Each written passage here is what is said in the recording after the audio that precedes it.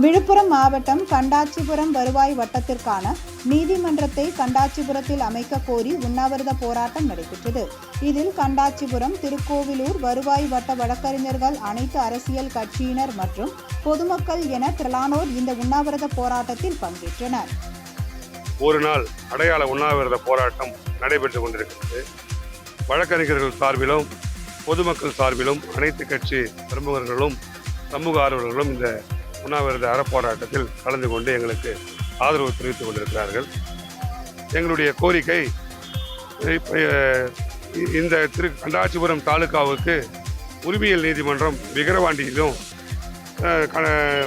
இந்த அரங்கநல்லூர் காவல் நிலையத்தினுடைய எல்லை உட்பட்ட கிரிமினல் நீதிமன்றங்களில் திருவண்ணூர்லையும் மக்களும் வழக்கறிஞர்களும் தேவையில்லாமல் அனாவசியமாக அலையக்கூடிய சூழ்நிலை இருக்குது.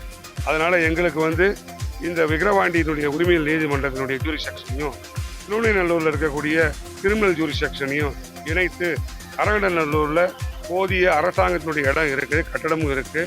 அதனால் அரசாங்கத்துக்கு இதில் எந்தவித செலவும் கிடையாது. அதனால் ஒரு தாலுக்காவுக்கு ஒரு நீதிமன்றம் அமைய வேண்டும் அப்படின்றது ஏற்கனவே ஒரு ஆர்ஓசி இருக்குது, உயர்நீதிமன்றத்துடைய ஆர்ஓசி இருக்குது.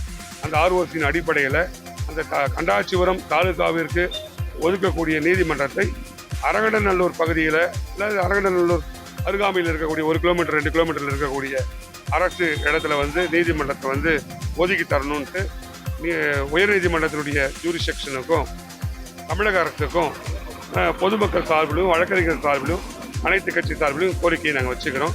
தயவு செய்து எங்களுடைய பொதுமக்களுடைய கோரிக்கை, எங்கள் வழக்கறிஞர்களுடைய கோரிக்கையை நிறைவேற்றி கொடுக்கணும் பணிவுடன்.